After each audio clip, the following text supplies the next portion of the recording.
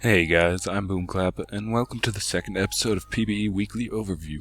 We're starting this new series to help keep the community informed of the PBE changes on a weekly basis in a too long didn't read format. This week, we've seen quite a few added, with a slew of red posts forecasting even grander ones on the event horizon.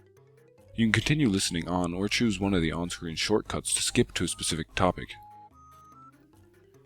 We've had a rework of Skarner that changes his abilities around and how he scales in trades, jungling, and ganking. He has essentially lost his core perma-slow without items, but has gained a more well-rounded skill set that better suits him in the current state of League. His Q, Crystal Slash, now deals an initial physical damage AoE, which on unit hit causes Skarner's next Crystal Slash to slow enemies by a base slow of 20%. His W, Crystalline Exoskeleton, shields Skarner for 6 seconds and provides a 24% move speed increase for 3 seconds.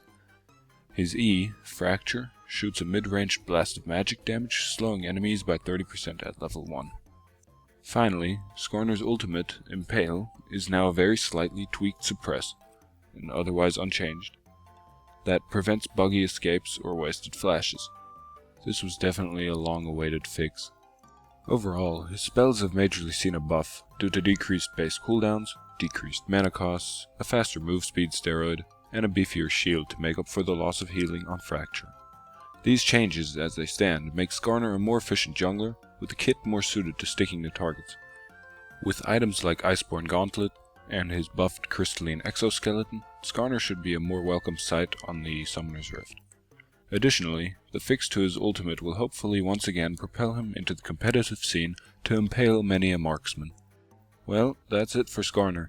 Let us know what you think these changes mean for our favorite Scorpion in the comment section below. Now on to the new options in the shop.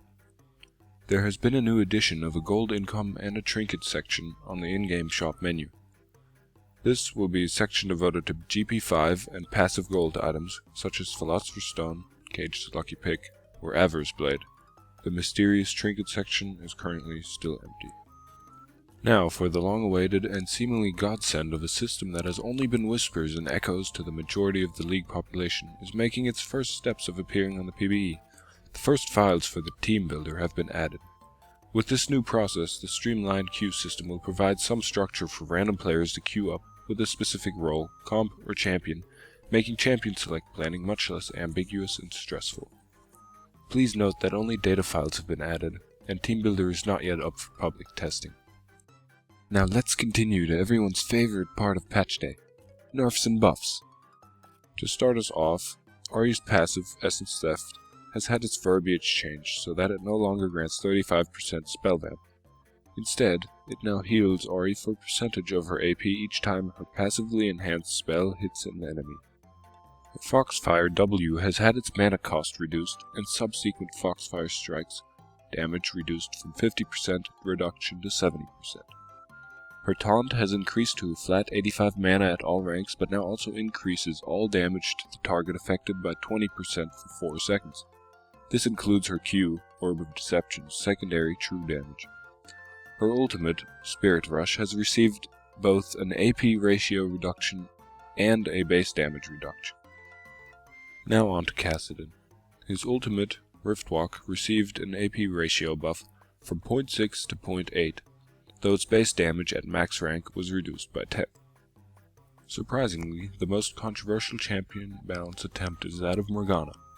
Both the base damage and AP ratio of Tormented Soil have been buffed, and in addition to that, its damage is increased by up to 50% depending on the affected enemy's missing health. On the other hand, the magic resist reduction debuff has been removed. Syndra's E, Scatter the Weak, received a range increase of 100 units. This should lower the skill floor in comboing Scatter the Weak with her orbs in order to land a stun.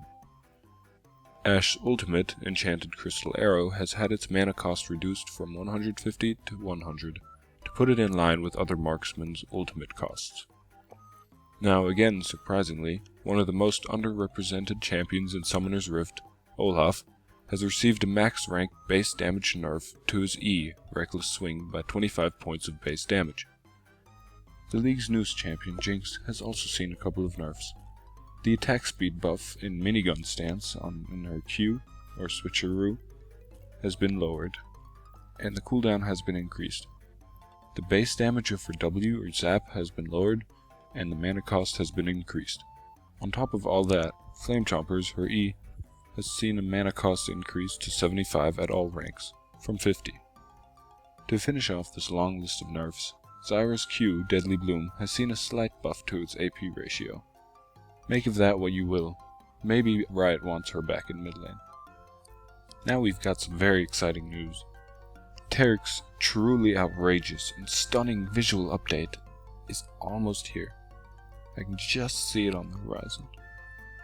Additionally, Evelynn will most likely not be receiving any new skins until she receives her visual update, so all of the Eve mains are advised to clutch their pillows to their faces and scream until further notice.